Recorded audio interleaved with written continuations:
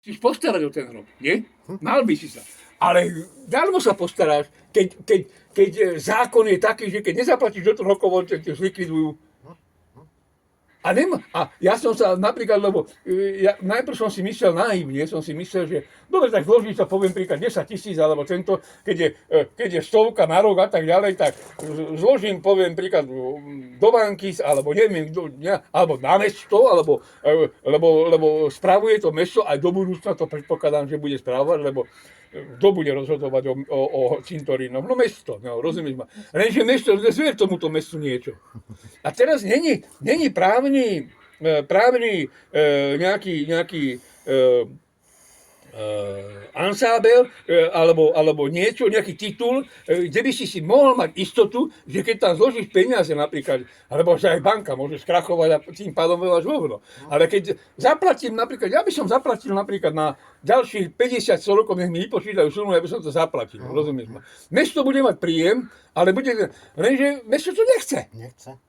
Nechce, lebo oni chcú potom prenajať za 3 roky, rozumieš ma, niekomu druhému, ale to nie je mesto, oni primátor a všetci, oni cerú na to. Ale oni to už prenajali celý cintorín, oni prenajali celý dom smútku a tak ďalej. To znamená, ten, kto na tom kšeftuje a on potrebuje peniaze. On nepotrebuje narážať, lebo možno za 10 rokov bude raz toľko sa platiť. A on by potom bol stratový.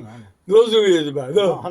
A takže u nás to, v Čechách a na Morave to je možné, pretože tam zložíš napríklad cirkvi, dáš a potom cirkev sa bude, keďže mesto sa, alebo štát, alebo tí komunisti sa, alebo čo víš, Babiš a tak ďalej, to je, on tam slovenské praktiky donesie. Ale však aj to robí teraz a tak ďalej, však Češi sa zbadajú ešte. A tak, však už sa spamätá, ale už veľká väčšina už s ním nesúhlasí, ale no, nebudeme to rozoberať. No a teraz je možné, takže nie na mesto, lebo ja by som, keby bola cirkev, akože normálne užívala vážnosť, keby to neboli obyčajní kšeftári, obyčajní mafiáni, pretože vidíš to, u nás biskupa Sokola a tak ďalej, lebo dokurvili jednu transakciu finančnú za 300 000 a potom asi 15 miliónov dokurvili, tak ho odvolali. A arcibiskup išiel do piče. A potom tam dali tohoto, ktorý to bolo, Bezáka a keďže ten Bezák potom urobil audit, rozumieš ma, a začal robiť tak, jak sa naozaj má robiť a tak ďalej, tak ho odvolali do piče. Tak ho odjebali ho. A dneska už není ani farár, rozumieš ma? Dneska niekde vyučuje na strednej škole alebo čo.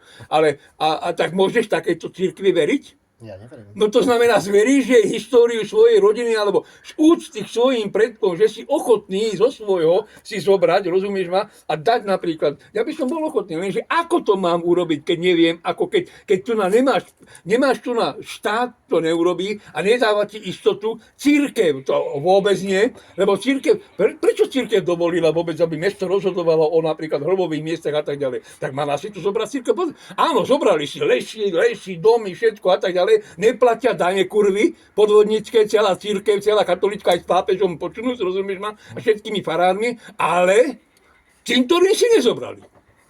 Zaujímavé, že cintorín je mestský do piče. A tí potomkovia, to sú, cirkev nemá zodpovednosť. Oni majú zodpovednosť, že príde, vybere peniaze za to, že pochová niekoho a potom prach, že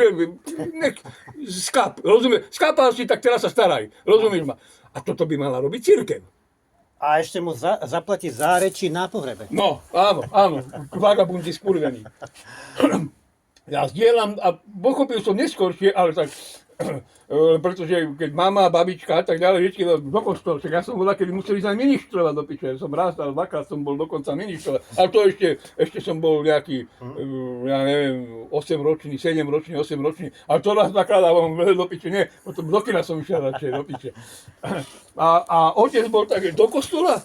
Čo ja sa budem toho blázna počúvať, čo mi tam káže, však jemu sa len žilen rinu z papule a tak ďalej. To otec, ak vypil, tak ešte povedal aj ostrejšie a tak ďalej.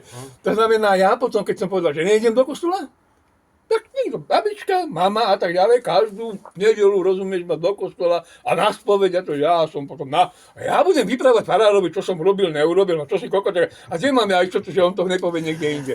A oni na základe toho napríklad, že prečo cirkev ovládala a prečo ekonomicky zrastá, tak, lebo vždy videli tie najväčšie tajomstvá. Lebo ľudia im povedali všetko o tom a cirkev z toho bohatla. No.